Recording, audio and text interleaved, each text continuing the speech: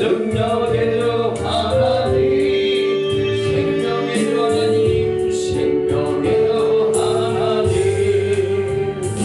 찬양하여라 찬양하여라 할렐루야 찬양하여라. 소리 높여서 영광 찬양의 주 예수 그리스도. 부르짖으라 부르짖으라 할렐루야 부르짖으라. 소리 높여서 부르짖으라 영광 찬양의 주 예수. 우리 주여 세 번의 하나님, 이번 성에 하늘문을 열어주시고 은혜의 문을 열어주시고 축복의 문을 열어달라고 주여 세 번의 축복기도 합니다. 주여 주여 주여 주여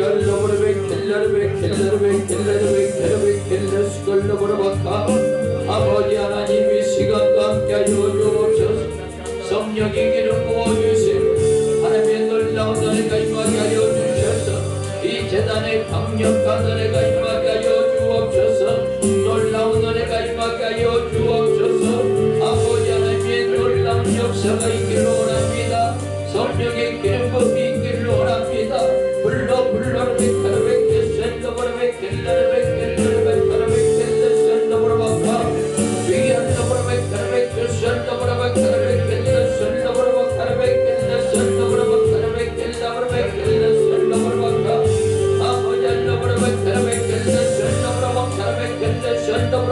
오실 열마다 다락방의 성령의 역사가 이 재단을 통해 나타나게 하여 주시고 이 재단을 통해 놀라운 하나님의 역사가 임하시도록 아버지 하나님 도와주시옵소서. 만남의 법을 열어주시고 영권 육권 물권들을 열어주셔서 하나님의 그곳 놀라운 역사가 나타나시도록 강력하게 기름 부어 주옵소서.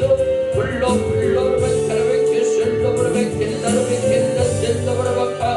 아버지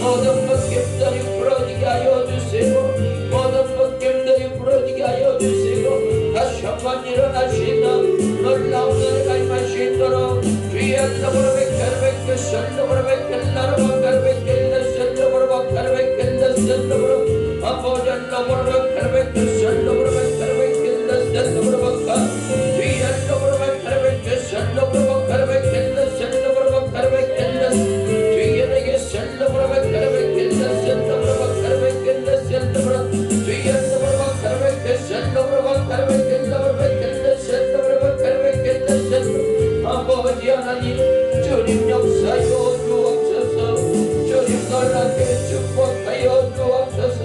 주님 일하여 주시고 주님 역사여 주옵소서. 강력하게 기름 부어주시고 불로 역사여 주옵소서. 성령이 얼룩으로 백하르백하 설룩으로 백할라로 백할라 설룩으로 박하르백할라 주의한적으로 박하르백하 설룩으로 박하르백할라 설룩으로 박하르백할라 설룩으로 박하르백할라 주의한적으로 박하르백할라 설룩으로 박하르백할라 백할라 설룩으로 박하르백할라 주의한적으로 박하르백하 설룩으로 박하르백할라 설룩으로 박하르백할라 설룩으로 아버지 하나님이여 주님께서 돌파하게 하여 주옵소서. 승리하게 하여 주옵소서. 강력하게 기름 부어주시고 강력하게 역사하여 주옵소서. 주여 도와주시옵소서. 부르짖으라 부르짖으라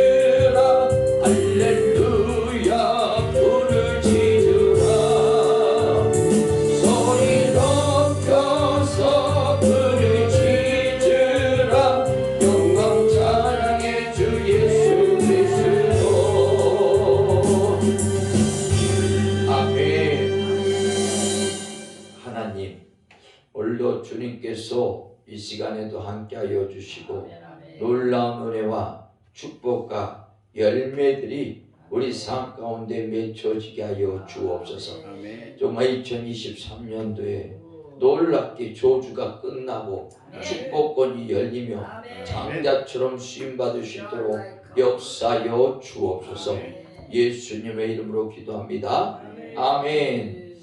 오늘 저녁에는 이 사무엘상 한번 읽어봅시다. 사무엘상 7장 3절 4절 3절 4절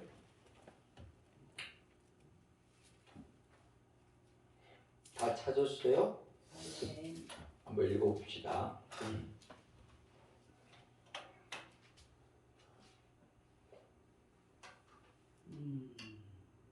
자, 시작. 사무엘이 이스라엘 온 족속에게 말하여 이르되 만일 너희가 전심으로 여호와께 돌아오려 하든 이방신들과 아스다롯을 너희 중에서 제거하고 너희 마음을 여호와께로 향하여 그만을 숨기라. 그리하면 너희를 블레셋 사람의 손에서 건져내시리라. 이에 이스라엘 자손이 바알들과 아스다롯을 제거하고 여호와만 섬기니라. 아멘. 자, 20년의 저주. 자, 이 사무엘상 7장은 그 하나님의 백성들이 그 블레셋 대적에게 피해가지고 20년 동안 압제를 당했어요. 그렇죠? 그래서 성경은 항상 어떤 문제를 제기해요. 성경을 우리가 보다 보면 인생에는 문제가 있다 없다? 있다. 문제가 있어요. 여러분도 삶 속에 어떤 문제를 만나서 그러면 그 문제만 이야기하는 것이 아니라 그 문제에 대한 원인을 얘기해요. 원인.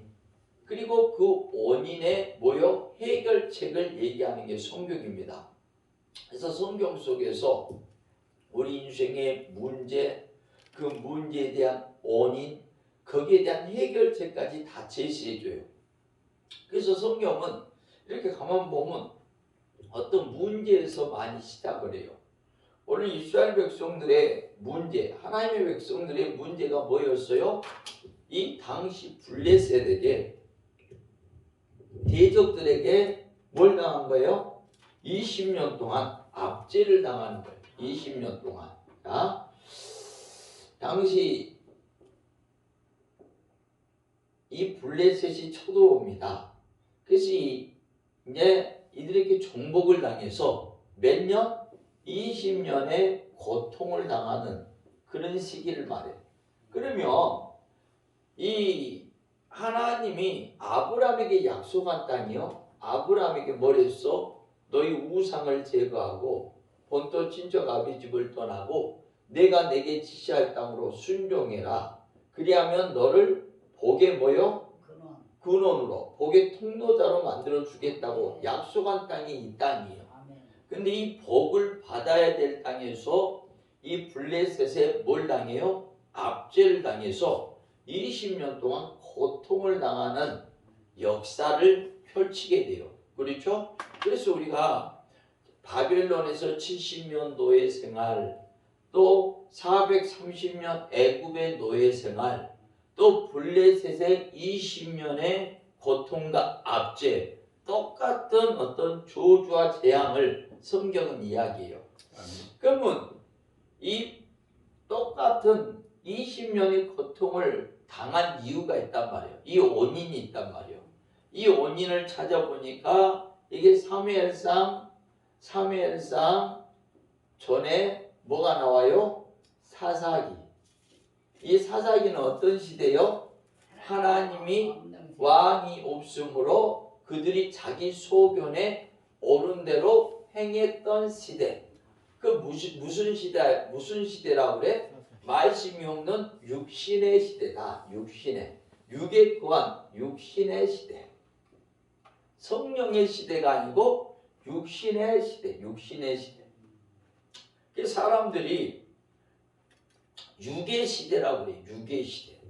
육이 좋아한 것을 추구하고 육적인 생각을 따라 육을 쫓아 살아가는 시대. 육을 쫓아 산다는 것이 뭐요? 우상의 시대다. 우상에게 붙들린 시대다. 그래서 사사기는 우리가 340년 사사기 시대를 얘기하죠. 이때 몇 번의 전쟁이 일어나요?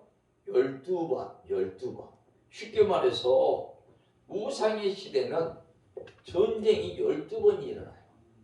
그러면 340년 동안 12번 전쟁이 일어났다는 것은 한 사람이 태어나서 죽을 때까지 전쟁을 몇 번 만나? 2번에서 3번을 만난 거야. 그럼 우리가 지금 우크라이나가 전쟁 가운데 얼마나 비참합니까? 그렇죠?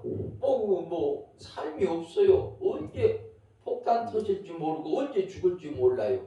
그러니까 항상 조마조마하면서 살아요.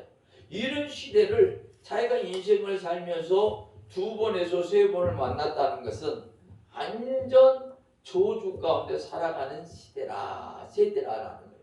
그렇죠? 그래서 이런 세대를 우상의 시대라, 우상에 사로잡힌 시대라는 거예요. 그렇죠? 우상에 사로잡히게 되면 그들은 하나님의 감동도 없어지게 되고 하나님의 말씀도 없어지게 되고 하나님의 은혜 자체가 사라지는 거예요. 하나님과 관계가 깨져버린 시대야. 그렇죠? 그러니까 이 생각이 뭐랬어요? 하나님의 은혜라고 그랬어요. 은혜가 임하면 생각이 열립니다. 근데 은혜가 닫히면 생각이 닫혀요. 그래서 이 생각이 뭘 추구해요?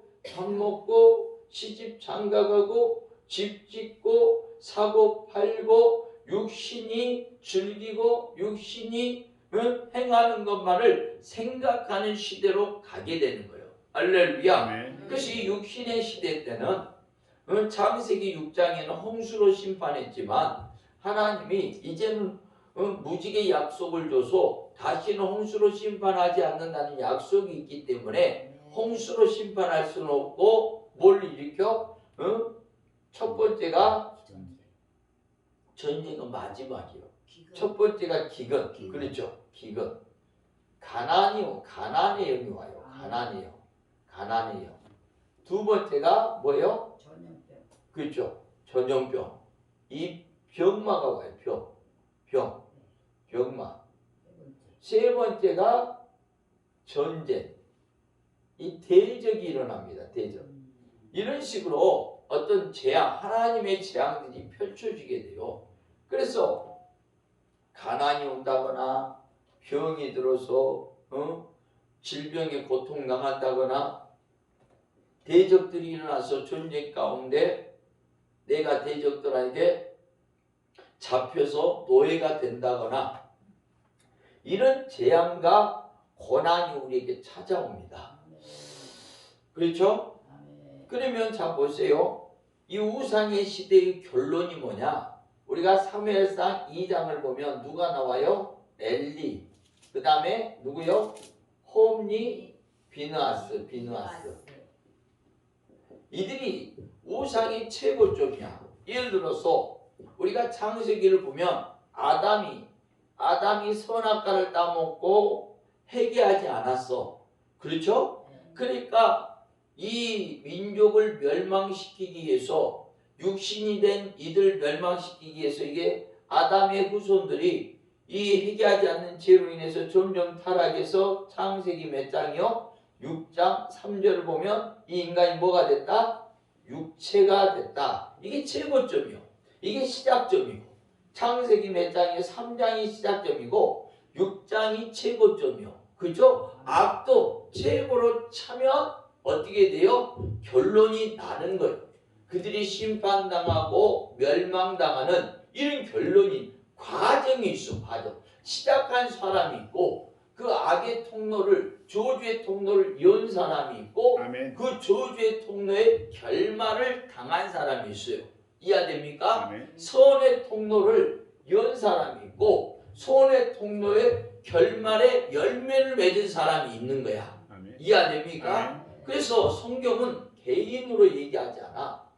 개인으로 얘기하지 않고 가문으로 대로 이야기합니다. 그래서 나는 한 세대에 태어나서 한 세대 죽는데 내가 다만 뭐요? 선을 이어서 선을 열어서 후손들에게 주느냐? 아니면 얻은 선도 끊어먹고 악을 열어서 후손들에게 주느냐? 이 차이가 있는 거예요. 할렐루야. 그래서 우리가 하나님의 백보자 앞에 섰을 때 너희가 뭘 남겼느냐 그거 보는 게 아니야. 너의 행적을 보는 거예요. 네가 선한 일을 한 자냐? 네가 아무것도 안 한 자냐? 아니면 악한 일을 한 자냐? 이걸 가지고 심판하고 그 멸류관을 준단 말이에요. 할렐루야. 그래서 우리는 한 세대 태어나서 어떤 걸 남기고 가느냐?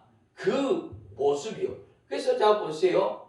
이 사사시대 때 이 우상의 시대, 쉽게 말해서 육신의 시대, 하나님의 말씀은 버렸고 자기들 우상에 붙들려서 육신을 쫓아 살았던 그 시작이 이제 결말을 볼 때가 언제요? 사무엘상 2장입니다. 그러니까 영적인 최고 지도자가 우상에게 잡히는 거야. 그렇죠? 아멘. 그럼 어떤 우상이 됐어요? 이 홈리와 비누아스가 무슨 짓을 했대서 첫 번째로 뭐요? 백성들이 소와 양과 비둘기를 잡아서 하나님 앞에 드리려고 가지고 오면 이 홈리와 비누아스가 제사장의 권세를 가지고 그 뭐요? 백성들이 가져온 살찐 거 가장 좋은 것을 먼저 취했댔어요. 이게 뭐예요? 무슨 욕심이요? 물욕이죠, 물욕. 그렇죠? 지금으로 말하면 성도가 헌금하려고 가져오니까 그 헌금을 이 제사장이 뭐요? 그거를 가져갔단 말이에요. 그걸 가져갔어. 왜요? 그걸 자기가 쓰려고. 하나님께 드려줘야 될 것을 자기가 쓰려고. 그가 무슨 우상에 붙들린 거요? 물질 우상. 그렇죠? 우리가 대표적으로 물질 우상에 붙들려서 망한 대표적인 왕이 누구요? 바로 왕이요. 바로 왕. 응? 모세가 이스라엘 백성은 누구 것이다? 하나님의 것이다. 그러니까 이 백성들이 광야로 나가서 하나님 앞에 뭘 드려야 된다? 예배를 드려야 된다. 그러니까 너는 이 백성들을 뭐 해라? 낳아주라 했어요. 그렇죠? 하나님 앞에 쓰임 받을 수 있게끔, 하나님 앞에 하나님을 섬길 수 있게끔 낳아주려 했는데 바로가 뭐랍니까? 헛소리하지 말아라. 모세 보고 이들이 우리를 위해서 농사도 짓고 빨래도 하고 일도 하는데 이 노예들이 없으면 우리가 얼마나 불편한데 이 노예들을 놔달라 하느냐? 너나 가서 예배드리고 이 노예들은 누구 거라는 거야? 우리 거다, 내 거다. 하나님의 것이 아니라 누구 거라는 거야? 내 거다는 거야. 하나님 앞에 쓰여질 것이 누가 쓰겠다는 거야? 그렇죠? 내가 쓰겠다는 거야. 이해됩니까? 그러니까 우리가 물질 우상에 붙게 되면 네 것도 내 것이고 내 것도 내 것이고 하나님 것도 내 것이야. 그렇죠? 응? 우리가 이 돈이라는 것이 다 내가 쓰면 안 돼요. 내가 쓸 돈이 있고 안 쓸 돈이 있어. 아멘. 나도 이 돈 때문에 내가 안 써야 될 거 써가지고 내가 고통을 당했는데 내가 좀 부산에서 집회할 때요, 흥기동에서 집회할 때 거기는 이제 밥 사는 사람들이 하도 많아가지고 어떤 집사가 나한테 전화가 왔어. 어떻게 전화번호 알았는가? 뭐 내 이름은 뭐 쳐갖고 뭐 어떻게 알아? 전화했대. 그러면서 왜 전화했냐고 하니까 자기가 밥을 사고 싶은데 너무 순서가 기다려갖고 자기 승번이 안 됐다는 거야. 그러면서 내가 목사님을 꼭 식사를 한번 대접해주고 싶다는 거야. 그래가지고 식사를 대접할 수가 없으니까 내가 식대비라도 목사님한테 좀 드리고 싶다는 거야. 됐다고 나중에 왔을 때 그때 보면 그때 먼저 신청해서 그때 사면 되지 않냐고. 끝까지 우기는 거 아니라고. 이번에는 하나님이 꼭 섬기라고 했다고. 그러면서 계좌번호 하나 불러달라는 거예요. 계속. 그래서 난 하도 간청을 하니까 그래 그럼 한 돈 10만 원이나 보내주려고 모양이다 하고 내가 이제 보내준 것이 얼마가 걸린 거죠. 그냥 보내줬어. 그러니까 이 양반이 난 돈 10만 원 보내줄 줄 알았더니만 80을 보내주라고요. 그거 내가 전화가 왔으니까 찍혔잖아. 전화. 아니 왜 이렇게 많이 보내주냐고. 밥값이라면서 한 10만 원만 보내주면 되지. 뭔 놈 이렇게 많이 보내주냐고. 아니 감동이 왔고 그렇게 줬다는 거야. 그래서 고맙잖아. 그래서 내가 기도해줘서 축복 기도해서 전화로 기도를 해줬어. 그런데 그때부터 이 여자가 나랑 자기랑 아주 깊은 관계라고 떠들고 돌아. 내가 그 돈 받아먹고 그런 내가 부산 스토커 그 아주 유명한 스토커더만. 그러니까 나만 그런 것이 아니고 그 기도는 갔던 목사님 한 3분이 그렇게 당했더만. 그때부터 이 미쳐가지고 막 나랑 자기랑 뭐 아주 깊은 관계인데 뭐 어쩌고저쩌고 돈도 주고 받고 뭐 그러다 내가 하도 그랬어. 전화해갖고 그 교회 어디 다니냐 어디 다니냐고 알아봤고 저 포동교회 다니. 그 전화하니까 그 구역장 하나 통화가 됐어. 그 구역장한테 내 돈 보내줄 테니까 그 돈 갖다 주라고. 그래갖고 그걸 한번 그런 적이 있었어요. 내가 왜 이런 얘기를 하냐면 이 돈도 받을 돈이 있고 안 받을 돈이 있다는 거야. 그때 나는 그냥 생각 없이 그냥 받았는데 그것이 나를 갖다 얼마나 고생을 시키고 심적으로 되도 않는 아주 내가 아주 유언비어 이상한 소리까지 듣게 했는지 몰라요. 그러면서 그래 우리가 돈이라고 다 우리가 내가 쓰려고 하면 안 돼. 이게 내가 쓸 돈이 있고 하나님 앞에 드려야 될 돈이 있고 내가 쓰면 안 되는 돈이 있어. 한 번은 어떤 집사가 어떤 여자가 집사지 그 집사래 왔어. 오자마자 상담한다 하더만 나한테 뭐냐 오자마자 목사님 양복 개입을하고 돈을 준데 500만 원을 주더라고. 봉투를 하나 줬어. 봉투를 줬는데 수표가 5장 있어. 그러니까 아니 이게 뭔 행제냐. 뭔 옷값 500만 원이나 그러면서 가더라고요. 그래서 이거 참 그래 그 교회 와서 줬으니까 교회 와서 줬으니까 그래 하나님이 그냥 고생했다고 이루어한다고 생각도 못한 돈을 줬나 보다. 그래서 또 그 다음에 와갖고 또 한동안 뭐냐 가끔씩 나타나더만 다음에는 또 1000만 원을 또 강단에 또 10표를 올려놓더라고요. 야 그래서 야 저 여자가 돈이 많나 보구나. 보기에는 그냥 많게 안 보이는데 그래도 돈이 많나 보구나. 그래갖고 그랬어. 그래갖고 그 양반이 3천인가 해서 3천인가 건축공금한다고 3천인가 해서 나중에 어느 시점에 이제는 내가 무슨 뭐 사기를 짜고 자기한테 돈을 달라 해가지고 그렇게 했다고 돈 내놓으라고 걔 다시 돌려줬어. 그런 적이 있어. 내가 그런 걸 겪으면서 깨달은 게 뭐냐. 내가 받을 돈이 있고 안 받을 돈이 있구나. 어떤 명분이 정확하지 않는 거는 절대 받지 말고 이게 뭔가 이상한 신표 오는 돈은 받지 말아야 되겠구나. 근데 그걸 깨달았어요. 별것도 아닌 거 다시 돌려주면서 괜히 나만 우스워지는 거예요. 그래서 깨닫는 사람이요. 내가 쓸 돈이 있고 하나님 앞에 드려야 될 돈이 있어. 그리고 내가 쓰지 말아야 될 돈이 있어. 근데 사람 욕심이라는 것이 분별이 없으면 다 내가 쓰고 싶은 거야. 그렇죠? 근데 그것이 결국에는 얼무가 되는 거야. 그렇죠? 이것 때문에 자기 인생의 어떤 명예가 꺾이고 자존심도 꺾이고 사람이 우스워지는 거야. 오늘 바로왕이 그렇단 말이야. 바로왕이 모세가 틀림없이 이들은 하나님을 섬겨야 될 백성이다. 이 백성을 내놔라. 그러니까 헛소리 하지 말아라. 이들은 우리를 섬겨야 된다. 이들도 우리를 섬기고 니도 우리를 섬기고 너도 다 자기를 섬겨야 된다. 결국 그 결과가 어떻게 돼? 10가지 재앙을 만나. 그리고 뭐요?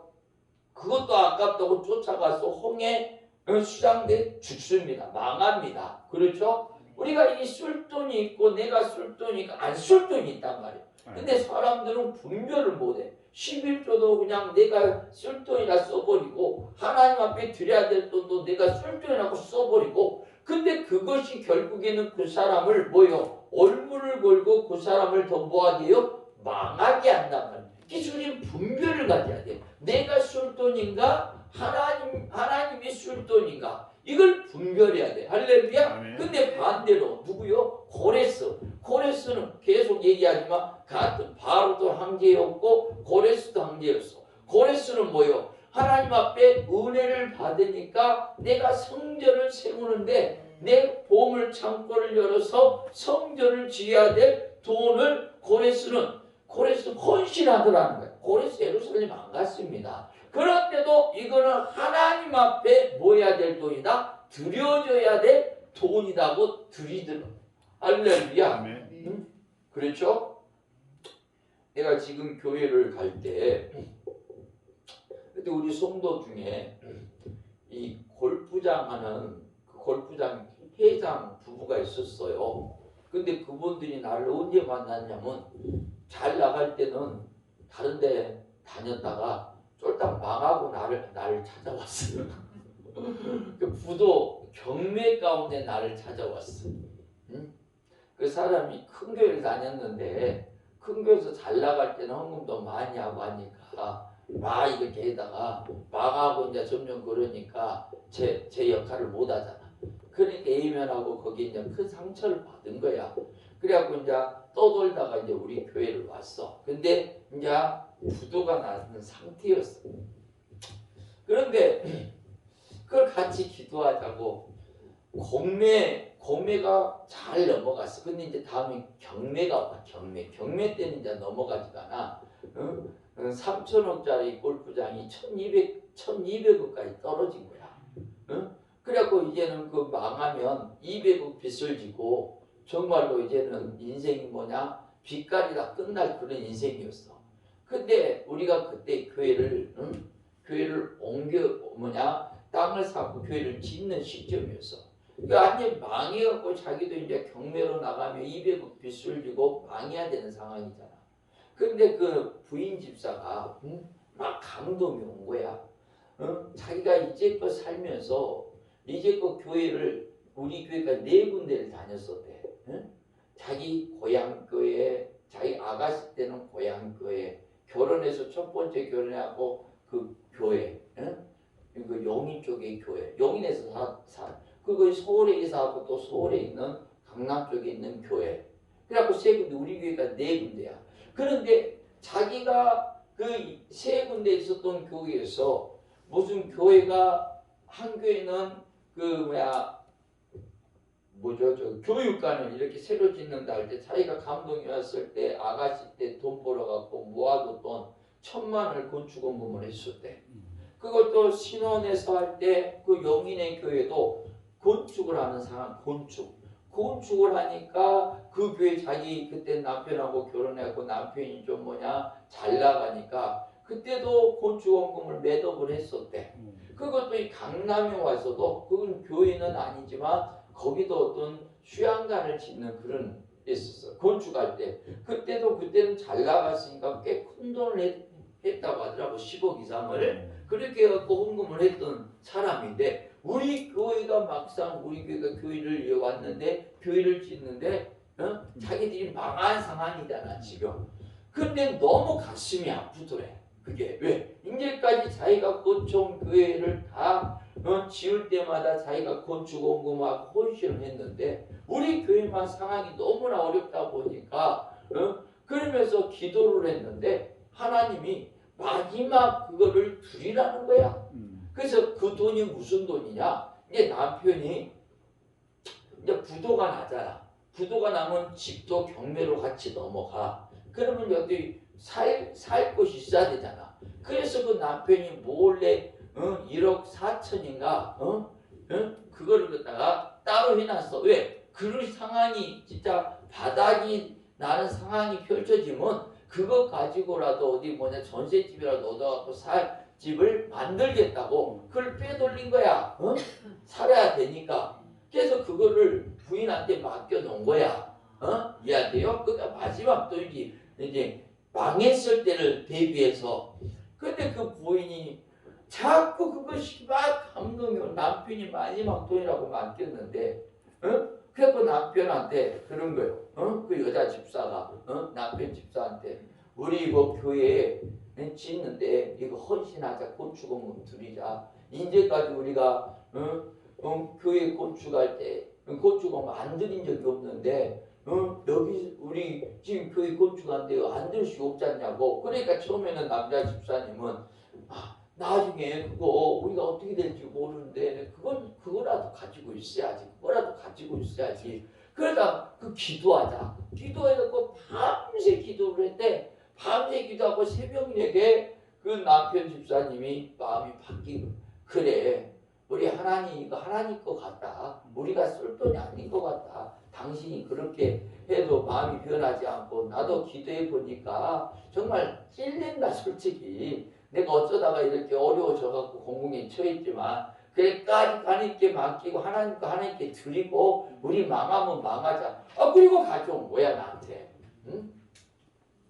그래서 그 돈을 가져왔습니다. 건축원금이라. 그래서 내가 그때 그랬어. 나 이거 처음에 못 받는다고 했어. 왜 사정을 너무 알고 어떻게 될지도 모르는데 이걸 내가 어떻게 받냐고. 하나님이 다른 사람을 통해서 일할 거라고. 그러니까 이 얘기. 목사님 우리 이거 안 받으시면 안 된다. 이거 우리 거 아니다고. 이거 우리 거면 이렇게 마음이 괴로울 수가 없다고.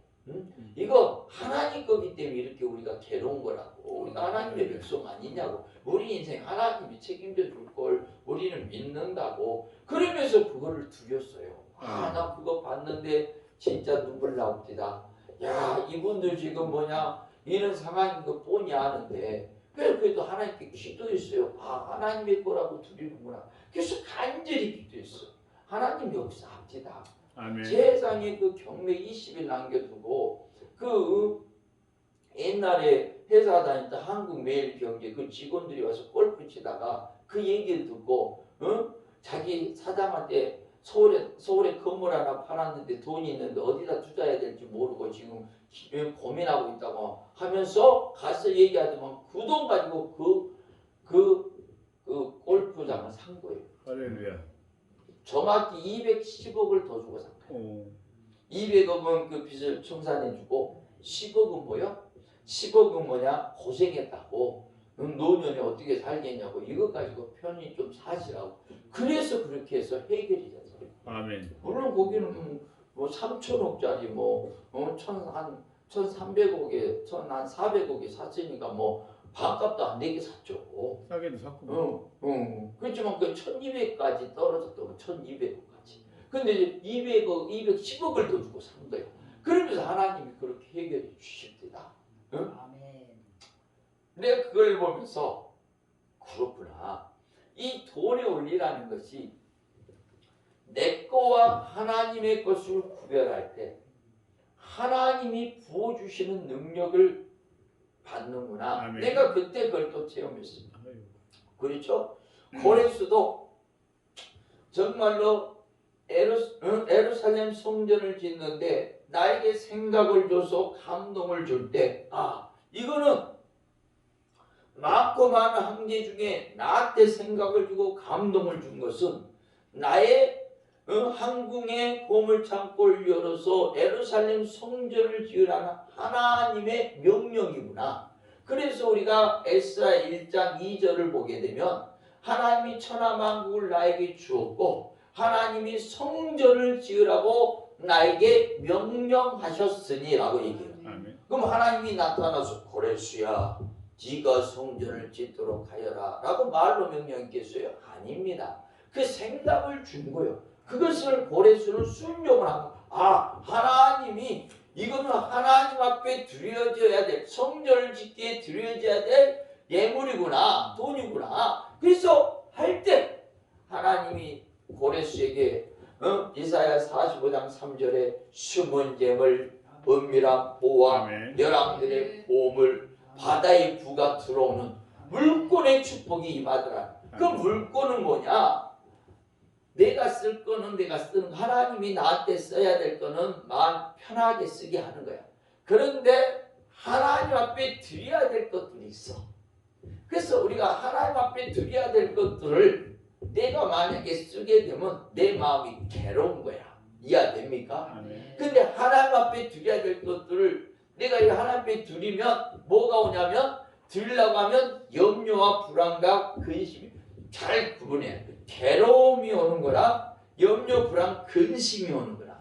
이 염려, 불안, 근심은 뭐냐면 내가 하나님 앞에 드림으로 내가 망할 수도 있다는 그 두려움이야. 이해돼요? 우리가 여호수아 14장에 그 이스라엘 백성들, 민수기 13장에 10명의 정탐꾼이 저들은 거인 족속이요 우리 메뚜기 같은 존재입니다. 우리가 싸워서 저들 이길 수 없습니다. 왜? 그들은 뭐에 붙잡힌 거예요? 그 가나안 족속들을 보면서 두려움에 붙잡힌 거야. 이해돼요? 그 두려움이 하나님의 언약과 약속과 하나님의 놀라운 축복의 기름 부음을 막아버린 거야. 이해됩니까? 사람은 이 두려움 때문에 하나님 것도 내가 써야 되겠다, 이런 마음이 드는 거야. 이해됩니까? 그렇죠? 그런데 대신에 두려움 때문에 하나님 것을 내가 써야 되겠다 쓰는데 그것이 내 마음에 뭐가 되는 거예요? 거리낌이 되고 편치가 않고, 하나님이 쓰기를 원하는 것은 나의 마음에 껄끄럽게 내가 너를 지명하여 선택하여 불렀고 너의 것을 쓰기를 원한다, 내가 맡겨준 것을 쓰기를 원한다, 이런 마음. 이 뭔 소리인지 이해돼요? 그래서 우리가 말라기에 두 가지 예물을 얘기하죠. 11조와 뭐요? 헌물. 근데 11조는 모든 것이 하나님에 관한 고백의 표현이고, 헌물은 뭐예요? 하나님이 너를 통해서 쓰기를 원하는 것들을 말해요. 이해됩니까? 그래서 이런 거랑 같은 거죠. 요나서에 어느 날 하나님이 요나에게 나타나서, 요나야 내가 너를 들어서 니네 가서 니네 백성들을 구원하기를 원한다, 이런 거랑 똑같아. 할렐루야. 그래서 우리가 이런 것들을 분별을 잘해야 돼요. 하나님이 나를 통해서 원하는 것들을 빨리 분별해서 그런 것들이 하나님 앞에 드려지게 된다면 그 인생은 그때부터 누가 책임져? 하나님이 책임지시더라. 할렐루야. 뭔 소리 이해돼요? 근데 이 물질 우상은 그런 게 전혀 없는 사람을 말해요. 이 돈도 내가 쓰고 네 돈도 내가 쓰고 그 돈도 내가 쓰고 다 내가 쓰고 여기에 잡힐 때 물질우상에 잡혔다라고. 하나님이 어떤 감동을 줘도 그 두려움을 돌파하지 못하고 그 감동이 하나님 앞에 드려지지 못한 사람들, 이거를 물질우상, 이 홈리아 비나시, 하나님의 것을 도적질하고 하나님의 것을 지들이 쓰는 사람들, 이런 사람들이 이것들이 해결되지 않으면 결국에는 멸망당하죠. 두 번째는 이들이 무슨 우상이 있었어요? 음란이 있었죠. 홈리아 비나스가 성전에서 썩는 여인들을 취했죠. 그래서 간음했죠. 자 보세요. 이 우상의 시대 결론은 이 물질 우상과 음란 우상입니다. 대개 이 결론, 그 집안이, 그 사람이 어떤 우상이 꽉 차갖고 우상의 끝머리에서 망할 때가 되면 첫 번째는 물질을 절대 들이지를 못해. 다 자기가 써야 돼. 두 번째는 뭐요? 음란의 영이 강해져요. 그게 꽉 차. 그러면 뭐요? 이 시점이 되면 이제 뭐요? 이 우상이 사로잡힌 시점이 되면 뭐가 와? 멸망이 오는 거예요. 멸망. 그래서 결국에는 이 엘리는 그 두 아들이 이렇게 물질우상과 음란우상에 잡혀있다는 것을 알아. 성전을 그러니까 이 성전을 진리의 말씀으로 이렇게 세우는 게 아니라 우상으로 가득 차게 했어. 왜? 홈리아 비누하스가 제사장 아니야. 그들이 성전에서 이 짓을 하는 거야. 이 짓을. 그렇죠? 우상으로 성전을 가득 차게 했어. 하나님의 진리의 영으로 가득 차게 한 것이 아니야. 근데 엘리는 이미 여호와는 다쳤죠. 그래서 그것이 멸망을 끌고 오고 저주를 끌고 오는 것을 보는 눈이 없어요. 그렇지만 적어도 상식선에서 그 자녀들의 잘못된 것을 얘기를 하고 그들을 금해야 돼요.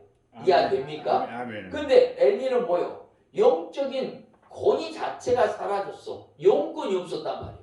우리가 엘리가 왜 영권이 없어졌을까? 나는 두 가지로 봐요. 첫 번째는 말씀에 대한 진리가 없었고, 두 번째는 기도의 영성이 없었다. 되게 이렇게 직분만 있고, 이 직분 있잖아요. 직분만 있고, 직분만 있고 이 말씀, 진리에 대한 말씀과 기도가 없는 사람들은 영권이 없어요. 영권이. 그래서 누구도 변화시킬 수가 없어. 우리가 대표적으로 또 똑같은 사람이 아론입니다. 아론. 출애굽기 32장에 이 모세가 12지파를 시내산 밑에다 놔두고 시내산 꼭대기에 십계명 받으러 올라가죠. 그러니까 40일 동안 모세가 안 내려오니까 그 12지파 그 불안난 같은 사람들이 일어나죠. 그들이 일어나서 뭐라 그래? 아론을 충동질하죠. 아론에게 뭐라 합니까? 야, 모세 죽었다. 죽은 모세 그만 기다리고 우리 애굽에서 이끌어낸 신을 우리가 만들어서 진행하자 그런 거예요. 우상을 만들어서 진행하자 그래요. 그럼 아론이 그때 용권이 있었으면 어떻게 했어야 돼요? 그런 소리 하지 말아라. 모세는 반드시 올 것이다. 기다리고 우리 하나님은 보이지 않고 잡히지 않고 들리지 않지만 살아서 역사하신 하나님이다. 그런 대도 않는 소리 하지 말고 잠잠히 기다리라 하면서 그들을 다스리고 그들을 제압을 했어야 돼. 아멘. 그렇죠? 아멘. 근데 아론이가 그걸 제압을 해요? 못해요? 못한 거예요. 못해가지고 그들의 눈치를 보면서 그들이 하자는 대로 금을 다 가져와라. 그래서 그 금을 녹여갖고 금왕소를 만들죠. 이 사건을 우리가 성경을 보면 뭐라 하냐면 아론이 백성들을 방자하게 만들었다라는 거예요. 그러니까 잘못된 백성이 더 잘못되게 내버려두고 더 하나님 앞에 큰 죄를 짓는데 그 죄를 보고만 있는 게 아니고 더 부추겨서 더 죄를 짓게 만들었다라는 거예요. 원래 엘리가 또 그런 모습이란 말이에요. 엘리가 아론은 나중에 그 일로 인하여 철저하게 회개하고 다시 한번 변화되고 새로워지죠. 근데 엘리는 자기 두 아들이 그렇게 방자에 행하는데도 뭐했다? 내버려 뒀다라는 거예요. 그렇죠? 그만큼 용건이 없고 그만큼 그 자녀들을 세우려고 몸부림을 치지 않았고 되려 그 자녀들이 멋대로 행하게 내버려둔 어떤 더 죄를 짓게 만든 그런 어떤 모습이었단 말이에요. 이해됩니까? 그러니까 이 모든 것들이 용건을 잃어버린 이 엘리 영적 지도자 가문이 그래. 영적 지도자 가문. 영적 지도자. 그래서 영적 지도자가요. 어떤 용건을 잃어버리면 인본주의가 돼. 인본주의. 사람 비만 치고 사람 눈치 보고 사람 그러다 보면 점점 질서는 무너지고 권위는 무너지고 점점 어떤 하나님의 역사가 떠나게 되는 거예요. 그래서 이거를 떠돌이 선지자를 통해서 경고하죠. 그래서 사무엘상 2장 30절에 떠돌이 선지자가 이 엘리에게 뭐랍니까? 엘리에게 대제사장이 하나님보다 누구를 더 사랑했다? 아들들을 더 사랑해서 그 아들들이 방자에 행하는데도 그 아들들을 내팽개쳤다. 이해됩니까? 그러면서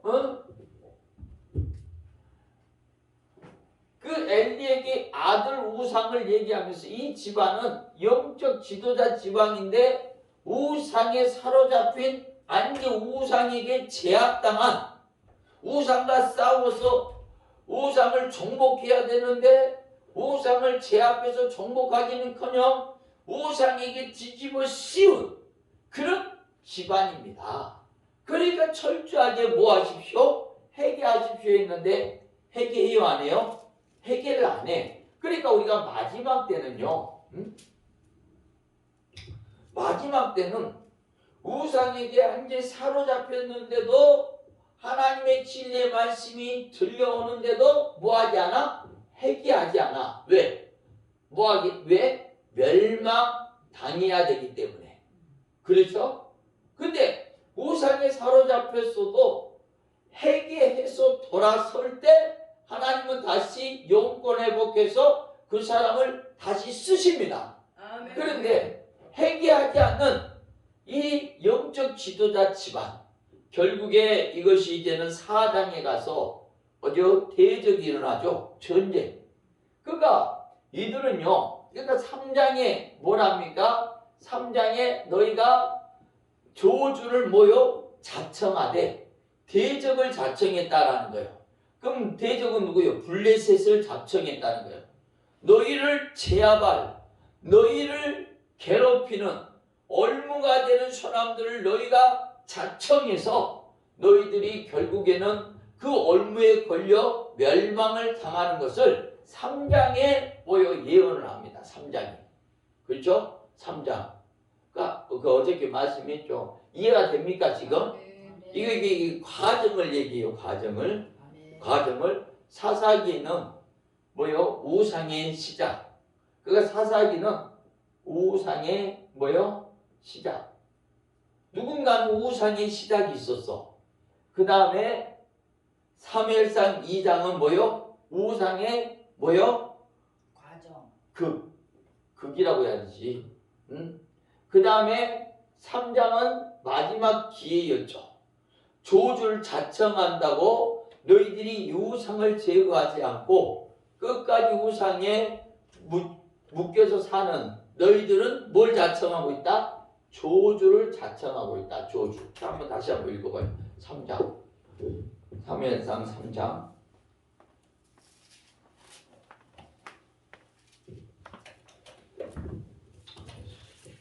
자, 13절. 사무엘상 3장 13절. 시작.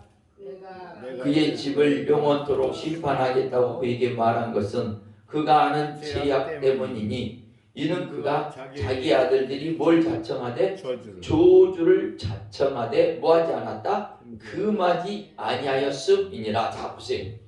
홈리와 비누아스는 조주를 물질 우상과 음란 우상으로 이들은 뭐요? 조주를 끌어당겼다. 우상에 점점 더 강력해졌다.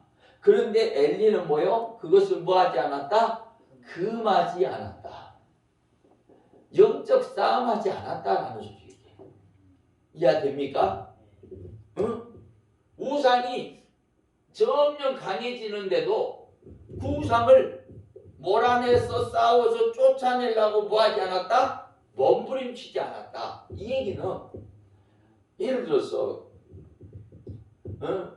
우리 목사님 남편이 우상이 막 사로잡혀서 점점 우상이 강해져. 그럼 목사님이 그 우상과 싸워야 돼. 그래서 그 남편을 진리로 바로 세우려고 몸부림쳐야 돼. 그렇죠? 이걸 영적 싸움 투쟁이라고 그래. 근데 이런 게 있었다 없었다? 엘리가? 없었다. 그렇죠. 없었다. 그걸 뭐라냐? 엘리가 그 두 아들이 조주를 자청하고 있는데 엘리가 영권도 잃어버리고 눈이 어두워서 영적 눈이 어두워서 조주가 오는 것도 알도 못하고 그 조주와 우상을 쫓아내려고 몸부림치지도 않고. 그렇죠? 아멘. 그러니까 어떤 집안은 불쌍한 집안이 있어. 그 자녀들이 막 우상의 세력에 붙들려고 마약도 하고 별짓을 다 해. 근데 그 어머니라는 사람이 그 자녀를 위해서 그 우상을 끊어내려고 몸부림을 치지 않는단 말이야. 그러면 그게 딱 누구 집이야? 엘리 집이야. 그렇죠. 저주를 자청하고 있는데 그 저주를 끊어내고 그 저주를 쫓아내려고 몸부림치지 않았다라고 하는 거예요. 자, 물질 우상을 쫓아내려고 몸부림치잖아. 음란 우상을 쫓아내려고 그 아버지도 몸부림치지 않았다. 이게 이들의 죄란 말이에요. 이 죄에 걸린 사람들이 많아. 그래서 마지막 기회를 준 것이 3장의 선지자가 너희가 저주를 자청하되 그걸 끊으려고 몸부림치지 않았다라고 표현합니다. 이해됩니까? 아멘. 그리고 그들이 세월아 내어라고 지나가니까 뭐가 도래? 4장이 도래하죠. 자, 사무엘상 4장. 이 지도자가 하면은 모델입니다. 이 시대의 모델을 얘기해. 이 시대 사람들의 삶의 모델이 다 이렇게 살았다는 거야. 그러니까 어떤 우상에 사로잡혀도 그 우상을 벗겨내고 끊어내려고 뭐하지 않는 시대? 몸부림치지 않는 시대였어. 이해되십니까? 아멘.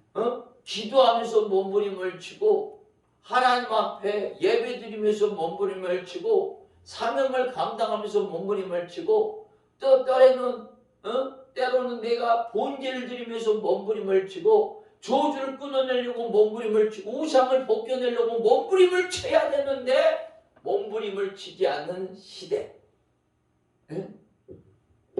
그래서 이제 4장이 오죠. 4장. 자, 4장. 그래서 어떻게 됩니까? 4장이 이제 자 19절. 자 19절. 4장 19절부터 21절까지 시작.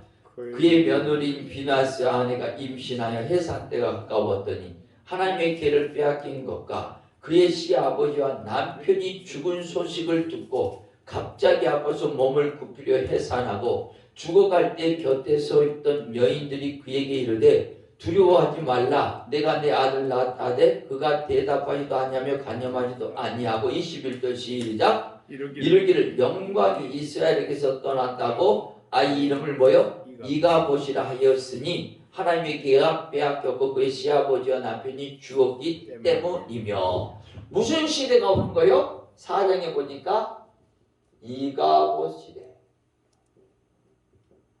이가봇 시대. 하나님의 영광이 떠난 시대를 말해요.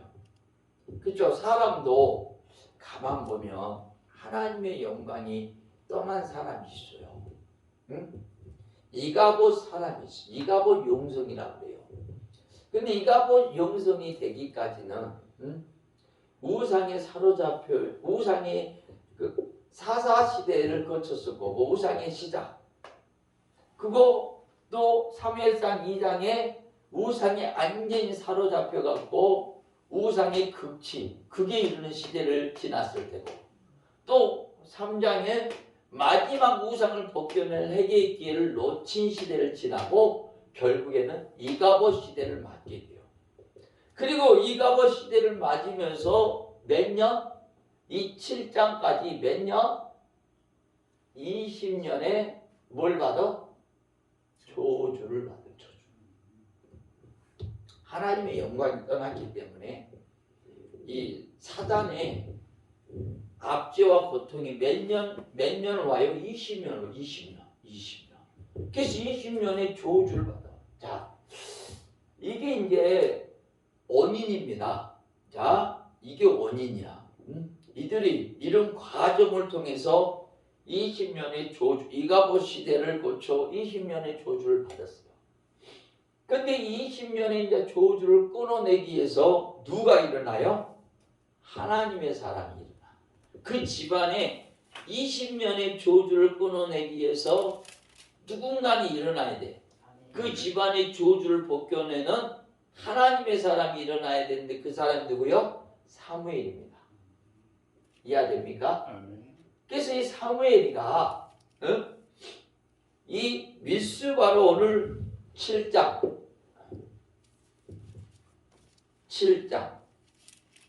영성의 단계를 지금 얘기하는 거예요. 영성의 단계.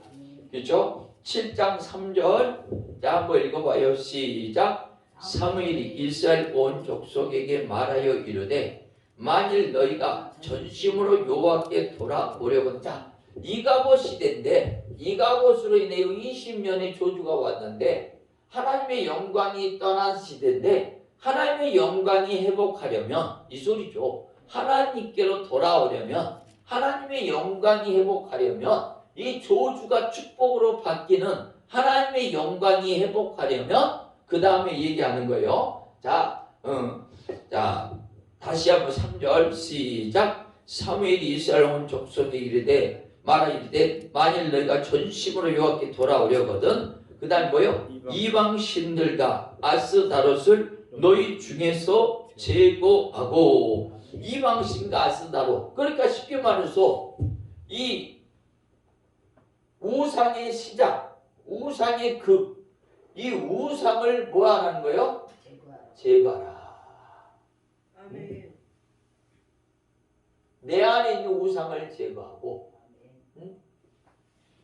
어떤 우상이 있는지, 욕심의 우상이냐, 어디 뭐냐, 어떤 음란의 우상이냐, 물질 우상이냐, 아니면 하나님 거 내 거 분별 못하는 무조건 다 내 욕심대로 사는 우상이냐, 이런 우상을 철저하게 뭐요?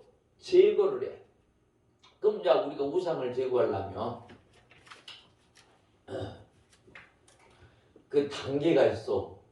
첫 번째 찾는 단계. 내 우상이 무엇인지를 찾아야 돼. 내가 하나님과 제벽이 가렸단 말이에요. 하나님과 나 사이에 이 제벽이 가렸어. 이게 우상의 벽이죠. 이것이 어떤 것이 뭐야 가렸는지 먼저 찾아야 돼. 그거 어떻게 찾냐? 어떤 죄가 가렸냐? 이제 이해가 됐죠? 네, 끌고 오는 거예요. 첫 번째, 우린 대신관계를 점검해야 봐요. 대신관계는 하나님과 나와의 관계야. 하나님과 나와의 관계가 틀어지면, 하나님과 나와의 관계가 틀어지면 뭐예요? 내가 밟는 땅마다 샘이 터지지 않고 뭐가 터져? 쓴물이 터집니다. 이해됩니까? 내가 하는 것마다 쓴물이 터질 때는 하나님과 나와의 관계를 점검해야 돼. 그래서 이렇게 쓴물만 터질 때는 기도원을 가서 금식을 하든가 정말로 하나님 앞에 작정하든가 하나님 요 앞에 서서 나의 어떤 하나님과 내가 뭐가 틀어졌는가를 한번 자기를 살피는 시간을 가져야 돼. 이걸 정결의식이라고 그래. 이해됩니까? 그러면서 자기를 발견하는 거야. 두 번째 대인관계. 대인관계는 뭐요? 무슨 문제가 생겨? 인권의 문제가 생겨. 인권의 문제. 사람 문제가 생겨. 사람 문제. 내가 사람과의 관계가 틀어졌어. 사람과의 관계가 틀어지고 우리가 제단에 제물을 올리더라도 사람과 합평하지 못하고 올리면 하나님 받지 않으신다 했어요. 아멘. 이 관계부터 풀어야지 돼요. 근데 이 관계가 묶이면 사람 문제가 생겨.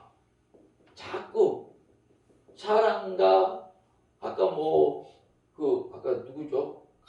어젠가 강도사님 오늘이구나. 김승구. 저분이 지금 이 관계 이걸 풀어야 돼. 그러니까 마음에 사람을 한 상처 그런 것들이 결국엔 이 관계가 묶여져서 이런 관계가 묶여지면 이가봇의 역사가 뭔 일을 해도 안 돼요. 이 관계가 묶여있는 사람들은 뭔 일 해도 안 됩니다. 세 번째 대물관계야. 뭐요? 대물. 물질 문제가 생겨. 그렇죠? 내가 하나님과 어떤 물질에 대해서 네 거, 내 거, 하나님 거, 내 거 분별 못하고 하나님이 써야 될 것도 내가 써버리고 내 멋대로 마음대로 쓰게 되면 물질의 문제가 묶이게 됩니다. 그게 안 풀려. 사람 문제냐 물질 문제냐. 그리고 우리가 마지막이 대사관계야. 응? 이거는 나에게 주신 사명. 이 사명을 내가 묶이게 되면 환경의 문제가 생겨요. 환경. 하나님이 요나에게 니네로 가랬는데 요나가 그 사명을 버리고 옆바로 내려가 다시스로 가는 배를 타고 가니까 그 배가 시온의 대로가 열린 게 아니라 그 배를 못 가게 태풍을 쳐버리고 그 배가 가기는커녕 무너지게 생긴 환경의 문제가 생겨버리는 거야. 이해됩니까? 아멘. 그래서 내 인생 가운데 어떤 문제가 많이 발생했냐 거기서부터 나를 찾아가는 거예요. 그렇죠? 아멘. 그래갖고 첫 번째는 어떤 현상 속에서 어떤 문제가 생기고 어떤 우상이 있는가? 사람 우상이냐, 대인관계, 또 대신 어떤 하나님을 신뢰하지 못하고 의지하지 못한 다른 걸 의지하는 우상이냐, 물질 우상이냐, 또 내 교만과 고집으로 하나님의 사명을 버리고 내 멋대로 사는 우상이냐, 이런 것들을 첫 번째는 찾아야 돼. 찾자.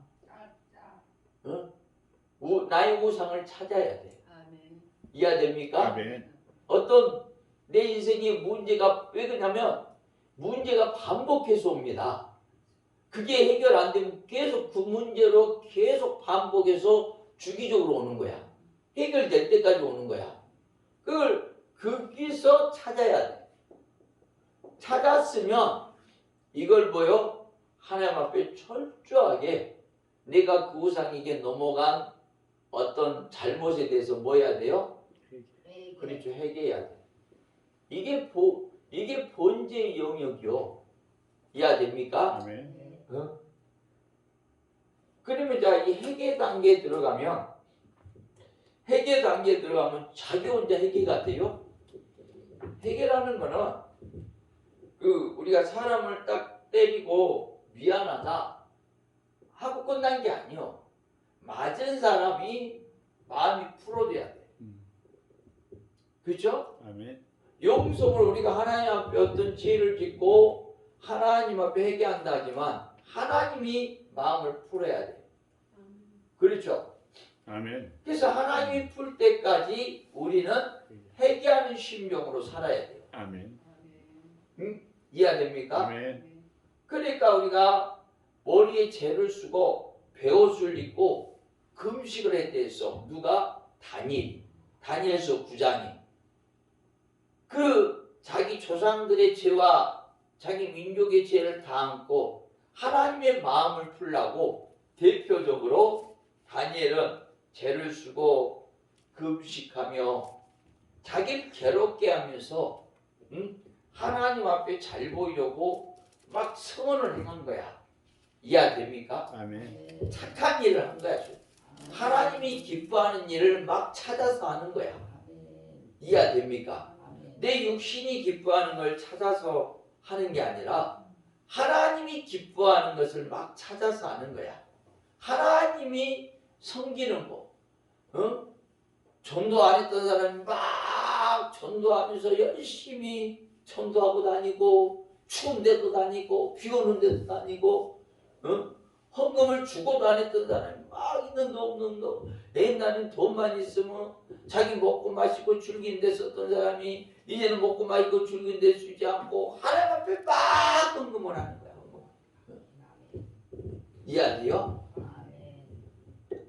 그러다 보면 어느 시점이 되면 그 손이 찰 때가 있어. 그래서 다윗이가 역대상 21장에 교만죄에 빠졌다가 하나님이 갓 선지자를 통해서 경고할 때 다윗이 회개하잖아요. 그러면서 다윗이 어느 날에 타작마당에서 회개 제단을 쌓으며 하나님 앞에 죽기를 각오하고 몸부림치고 기도하잖아요. 하나님이 마음을 풀 때까지 몸부림을 치는 행위에 이해됩니까? 아멘. 그럼 이것이 어느 시점에 하나님이 마음을 풀어 그러면 그때부터 뭐가 나타나? 불이 임해. 불. 이해돼요? 불이 임하면 환경이 바뀌어요. 다윗이 어느 날